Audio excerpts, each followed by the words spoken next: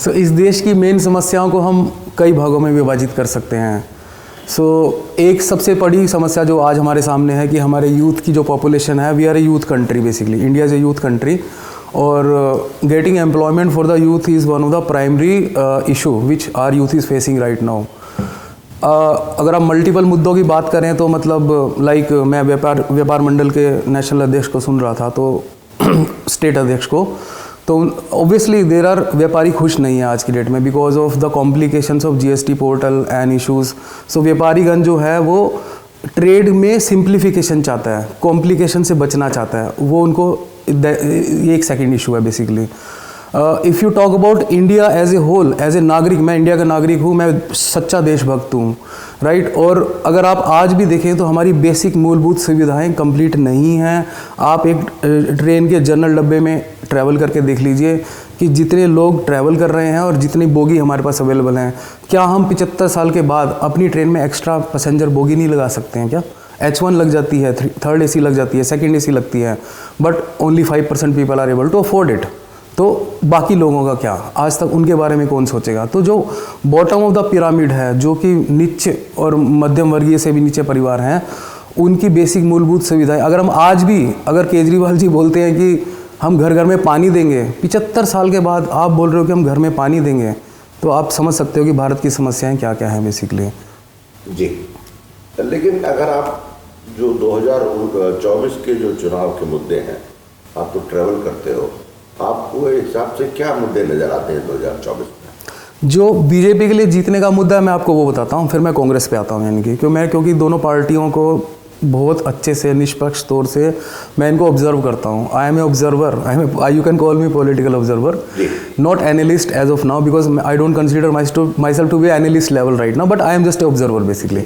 So as a observer मेरा reading ये है कि बीजेपी के लिए तो बड़ा सिंपल है कि बिफोर इलेक्शन दिसंबर में श्री राम मंदिर का उद्घाटन होगा, ठीक है, फिर वही पार्टी पॉलिटिक्स होगी, फिर वही रिलीजन के नाम पे वोटों को बांटा जाएगा, हिंदू धर्म के नाम पे मोदी जी एक इमोशनल कर देंगे लोगों को कि we are the only party जिसने अपने देश में, हिंदू देश में राम मंदिर बनाया, बहुत अच्छा काम किया।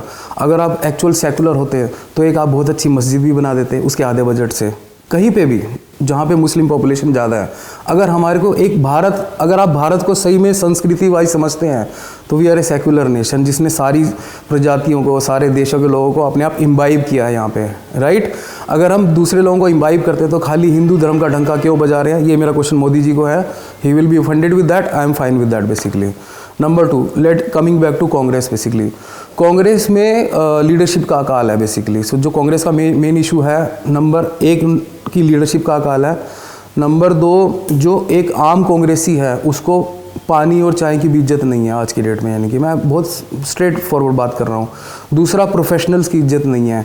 देर आर वेरी फ्यू कांग्रेसी who are settled in US, I won't take name because I know all of them basically, कि वो लोग बाहर बैठ के राजनीति देश में चला रहे हैं, वो आज भी इंटरफेरेंस बाहर से होती है, but which is fine. Congress को ये चाहिए कि प्रोफेशनल की इज्जत करे। मैंने राहुल गांधी को 3 साल पहले एक फेसबुक पोस्ट के थ्रू आइडिया दिया था कि बॉस आप गद्दी की लालसा मत करो, आप पार्टी को बड़ा बनाइए। आपके पास 3 विकल्प है, आप नीतीश कुमार से टाई अप कर सकते हो, नीतीश कुमार को आप फेस बना के मोदी के सामने खड़ा कर सकते हो, आप ममता बनर्जी से बात कर सकते हो, उसको खड़ा कर सकते हो फेस। अगर आपको एक कांटे की टक्कर देनी है, राइट, खारगे वारगे बाकी आप जिसको मर्जी ले आइए, वो फेस इतना बड़ा नहीं होगा कि आप उस पार्टी को टक्कर दे पाए, यानी कि। सो कांग्रेस जो है, अपने कांग्रेस में जब प्रशांत किशोर ने एनालिसिस किया था रिसेंटली और प्रेजेंटेशन दी थी, 300 स्लाइड्स की प्रेजेंटेशन थी, ज़्यादा की होगी, उसमें उसने एक ही पॉइंट लिया था कि जो कांग्रेस के ग्राउंड लेवल पे MLAs हैं वो लगातार 15 साल से वो डेटा ऐसे जा रहा है नीचे। तो कांग्रेस को ओनली वन सोल्यूशन कि ग्राउंड लेवल पे जो MLA कांग्रेस छोड़ के चला गया उसको घर वापसी का कैंपेन चलाना चाहिए। So that is my thought for Congress basically. आपको लगता है राहुल गांधी में दम नहीं है? राहुल गांधी में दम है, पर जो उसका एक इनर किचन सर्कल बोलते हैं ना, किचन सर्कल में चाटुकार लोग बैठे हुए हैं, वो उसको कभी भी रियल मुद्दों पे I wrote in that message कि मुझे आप 1 करोड़ महीने का रिटेनर फी दो, साल का 12 करोड़ दो, मैं आपको बताता हूँ कि आपकी मीडिया की इमेज कैसे चेंज कर सकते हो आप, ठीक है। वो वहाँ तक नहीं पहुँचेगा, नहीं, वही मैं बात कर रहा हूँ ना, I am a consultant, I am a media guy. तो पॉइंट ये था कि जो राहुल गांधी की समस्या है मीडिया में कि उनके पास सिंपल मुद्दा है कि वो उसको पप्पू बोलते हैं और वो पप्पू को डिफेंड करने में लग जाता है। Is this your real media approach? He is being advised by not very good media people basically, right? That is my observation. Again, I am an observer, I am making an observation. He is not being advised by good media people. He needs to have a strong media guy who can control and bamboo these all other media people, number one. Number two, he has to kind of put a very strong face who can compete. It's not about family all the time. जब आपने अपनी जान को देश पे कुर्बान किया तो क्या आप एक प्रेसिडेंट पद को कुर्बान नहीं कर सकते इस देश के लिए या कांग्रेस को बचाने के लिए? मेरा सिंपल क्वेश्चन है। कांग्रेस जो है सेकंड फिडल का रोल अदा करे and they should import the leaders of other political parties. No, that is not my point basically, that is not my point. अगर कांग्रेस अपने लीडर्स को खो रहा है लास्ट 15 साल से, क्या आप इस डेटा से एग्री करेंगे ना कि उनके एमएलएस का काउंट घट रहा है? मोस्ट एमएलएस दबाव में आके पैसा लेके, बोला जाता है कि पैसा लेके वो लोग पार्टी बदल गए, या वॉशिंग मशीन में डाला गया उनको वो पार्टी बदल गए, या ईडी आईटी ने उनको धमकाया वो पार्टी बदल गए। अब सबसे बड़ा एग्जांपल हरियाणा के अंदर बैठा है मिस्टर कुलदीप बिश्नोई। बिश्नोई साहब को क्या कमी थी? बिश्नोई साहब को क्या कमी थी अगर वो एक आईटी रेड से घबरा के पार्टी बदल गए? मैं I am just again I am observer, no offence to anyone basically. नहीं, चलिए उसको छोड़ें, लेकिन हरियाणा के क्या इश्यूज हैं आपके हिसाब से? हरियाणा के इश्यूज मल्टीफोल्ड हैं बेसिकली। तो हरियाणा की बात करें, अगर हम हरियाणा में विकास की बात करें तो first I appreciate mister Bhupendra Singh Hooda साहब के। मैं रोहतक में ऑलमोस्ट हम 91 में रोहतक में आए थे, यानी कि अगर मैं 91 से आज की बात करें तो हमें 30 साल से ज़्यादा हो चुके हैं।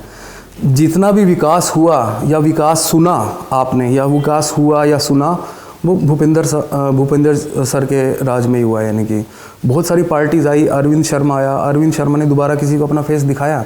आप जाके पूछ लो किसी बच्चे से कि बेटा आपका यहाँ पे एमपी कौन है, किसी को नहीं पता होगा। यानी कि क्योंकि वो एक लहर में मोदी जी के नाम पे, he was not a charismatic leader. अगर उसमें अरविंद शर्मा के बजाय अजय छाबड़ा को बिठा दिया गया होता ना तो अजय छाबड़ा भी जीत जाता, क्योंकि उसका जो स्ट्रॉन्ग फाउंडेशन है आरएसएस है, जो कि घर घर पहुंच चुका है, जो नीचे जा चुका है। That is another point for Congress कि कांग्रेस जो है, जो उनका दल था कांग्रेस सेवा दल, वो सेवा दल का औचित्य ख़त्म करता जा रहा है। जितना आप ग्राउंड से टच छोड़ते हो, ठीक है, जितना अगर एक सेवा दल के वर्कर को रिफ्रेशमेंट भी नहीं मिलता, आई एम ऑब्जर्वर बेसिकली, राइट, तो वो उसका मोटिवेशन ख़त्म हो जाएगा। तो सेवा दल को रिवाइव करना है। सेवा दल में जो लोग बैठे हैं, जो उसको चला रहे हैं, क्या वो मतलब वो क्यों ऐसा कर रहे हैं? यानी कि that is my question directly to them. So आप हरियाणा में जो असेंबली में जो हरियाणा के जो मुद्दे हैं, स्टेट के जो मुद्दे हैं, आपने बताया बेरोजगारी है, बाकी चीज़ें हैं, तो आपके हिसाब से लगता है कि खट्टर सरकार जो है वो लोगों के हिसाब से सेटिस्फैक्ट्री काम नहीं कर रही है? नो, अभी तक मैंने ऐसा कुछ नहीं बोला। आप you are putting words to my mouth basically. I am just drawing the inference. So मैं आपको अब अगले ये 24 का मैं आपको इन्फ्रेंस बताता हूँ, जो मेरी रीडिंग है एज ए पॉलिटिकल लीडर, मैं मतलब ऑब्जर्वर बेसिकली। सो मेरी रीडिंग ये है कि जेजेपी बहुत स्ट्रॉन्ग हो चुका है ग्राउंड लेवल पे। दुष्यंत चौटाला लेड जो पार्टी है वो प्रोफेशनली काम कर रही है, उन्होंने ग्राउंड पे काफ़ी बेस बना लिया है, उनका ऑर्गेनाइजेशन स्ट्रक्चर बहुत स्ट्रॉन्ग है, उनकी मीडिया स्ट्रैटेजी स्ट्रॉन्ग है। So it's all about media strategy basically. और वो पैसा कमा रहा है, कितना कमा रहा है वो तो वही लोग जानेंगे, ठीक है, मैं ये नहीं बोल सकता कि वो कितना कमा रहे हैं, बट उसका एक ग्राउंड फिक्स हो गया है। He has already come to some level and it doesn't surprise me कि वो बीजेपी से अलग हो गए, इंडिपेंडेंटली पूरा इलेक्शन लड़े और पूरा इलेक्शन बहुमत से जीते। यानी कि ये हुड्डा साहब के लिए एक चैलेंज है। हुड्डा साहब को इस चीज़ पे लास्ट ईयर काम करना चाहिए था। जब वो अपनी सीटें लेके आया था तो हुड्डा साहब को कॉल करके उसको अपनी तरफ लेना चाहिए था। So that would have been a winning strategy for mister Bhupendra Hooda. नहीं भाई, देखिए चौटाला परिवार का जो इंस्टेंस है वो आप कह रहे हैं कि हुड्डा साहब को लेना चाहिए था।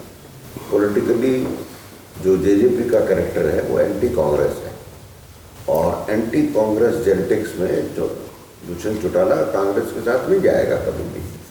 तो आपकी ये जो बात तो मुझे समझ में आ रही है कि वो इंडिपेंडेंटली पूरे प्रदेश में चुनाव लड़ेंगे, लेकिन उनके चुनाव पूरे प्रदेश में लड़ने का मतलब ये है कि वो अपनी बार्गेनिंग पावर स्ट्रॉन्ग करेंगे, बशर्ते के पॉलिटिकली अपने आप को एस्टेब्लिश करने के बजाय।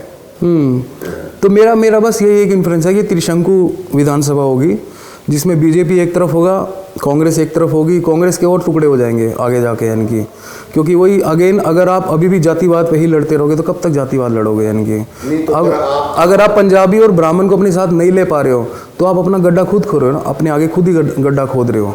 एक लीडर अगर खुद ही बोलता है कि जी मेरी सभा में कोई ब्राह्मण आएगा ही नहीं या पंजाबी आएगा ही नहीं, जब आपकी सभा में कोई ब्राह्मण या पंजाबी आएगा नहीं तो आपको वोट क्यों देगा? यानी कि मेरा क्वेश्चन ये है, पहला क्वेश्चन, कि क्या आपने कुछ ऐसा किया कि ब्राह्मण समाज के लिए या पंजाबी समाज के लिए कुछ किया जो आप अपने आप को एक स्टेट लेवल का लीडर बोलते हो? यानी कि नंबर 1, ठीक है, आपने उनको हमेशा तमाचा ही मारा है, पंजाबियों को हमेशा तमाचे ही लगे हैं, यानी कि वो मुँह से नहीं बोलते हैं, वो बात अलग है, आई एम ज़रूर I can say that basically. तो उसमें त्रिशंकु बनेगी और दुष्यंत चौटाला पावरफुल इमर्ज होकर निकलेगा। That is my reading for the entire. जो ओम प्रकाश चौटाला और अभय सिंह चौटाला लगे हुए कैंपेन पे, आपको कोई उनका भविष्य नजर आता है? नहीं, वही मैं कह रहा हूँ ना कि वो परिवारवाद की वजह से अलग है, वो परिवारवाद की वजह से अलग है, आइडियोलॉजी की वजह से अलग है। But when it will come for chair like कुर्सी फॉर्मेशन, जब कुर्सी फॉर्मेशन की बात होगी तो कहीं ना कहीं वो जुड़ जाएंगे, यानी कि this is what I feel. और कहीं ना कहीं जिनका वोट शेयर ब्रेक होगा इनको वोट शेयर गेन होगा। आम आदमी पार्टी भी बहुत दूर है, आम आदमी पार्टी को अगले शायद 29 में जाके कुछ हासिल होगा, वो 2, 3, 4, 5% पे लुढ़क जाएगी, इससे ज़्यादा उनका कोई औचित्य नहीं है। आप ये कह रहे हैं कि स्टेट में फाइट है बीजेपी और कांग्रेस के बीच? मैं ये भी कह रहा हूँ, कि साथ में JJP will give them a strong fight and they might emerge as a single leader basically. That is my reading. Single strength party बिल्कुल नजर आएगी, बिल्कुल आ सकती है। लेकिन भारतीय जनता पार्टी के जो खट्टर साहब हैं उससे डिसअपॉइंट होने का क्या कारण नजर आता है? मैंने खट्टर साहब को ज़्यादा क्लोजली ऑब्जर्व नहीं किया है, but Khattar was just a choice. अगर वो खट्टर नहीं होता तो अजय छाबड़ा होता वहाँ पे ना, क्योंकि वो एक थॉट दी गई थी, किसी ने वो थॉट दी थी, मैं उसका नाम नहीं ले सकता हूँ कि वो थॉट कहाँ से कहाँ पहुँची थी हेडक्वार्टर में, बीजेपी हेडक्वार्टर में, कि इस बार हमें पंजाबी सीएम चाहिए हरियाणा में। तो because of that thought process की that we need a Punjabi CM for Haryana, this guy came into picture. Otherwise उससे पहले किसी ने खट्टर का नाम सुना, खट्टर का नाम नहीं सुना था। सुनो मेरा पॉइंट ये है, खट्टर साहब से डिसएंचेंटमेंट हुआ, हाँ, वो क्यों हुआ? मतलब अगेन आई एम सेइंग कि मेरी उनके साथ ज़्यादा ऑब्जर्वेशन नहीं है फिलहाल, बट मैं ये इतना बोल सकता हूँ कि if you were to ask me, he is doing borderline job basically. उन्होंने कुछ ऐसा एक्सेप्शनल भी नहीं किया कि जिसको लोग 10 साल बाद याद करेंगे कि खट्टर साहब की वजह से हरियाणा में ऐसा हुआ। कुछ ऐसा एक्सेप्शनल मुझे तो याद नहीं आता है अगर उन्होंने कुछ किया होगा, और that is my only reading basically. तो वो बॉर्डर लाइन केस है, ठीक है। पार्टी उनकी बजाय अगर किसी और को रिस्पॉन्सिबिलिटी देगी तो वो उस पर भी मतलब वो बंदा भी उस लेवल पे आ जाएगा। यानी कि कहने का मतलब यह है कि उनका खुद का कोई पर्सनल लीडरशिप औचित्य नहीं है, वो पार्टी की वजह से है। अगर पार्टी उनको कल बोलेगी स्टेप डाउन तो he will step down tomorrow basically. तो उसमें उनका कोई भारतीय जनता पार्टी में कोई दूसरा नेता नजर आता है आपको? यस, ये गेम होगी जब कुलदीप बिश्नोई इस रोल को क्लेम करेगा। यानी कि जब कुलदीप बिश्नोई आया है तो कौन आरएसएस के आदमी को भारतीय जनता पार्टी के लोग एक्सेप्ट करेंगे? सर यही तो पॉलिटिक्स है जी, इसी को तो पॉलिटिक्स बोलते हैं कि कौन किसको कहाँ सपोर्ट कर रहा है और कैसे सपोर्ट दे रहा है या किस वजह से सपोर्ट मिल रही है, इसी को ही तो पॉलिटिक्स बोला जाता है ना। ये तो हम आगे देखेंगे तमाशा है इनकी।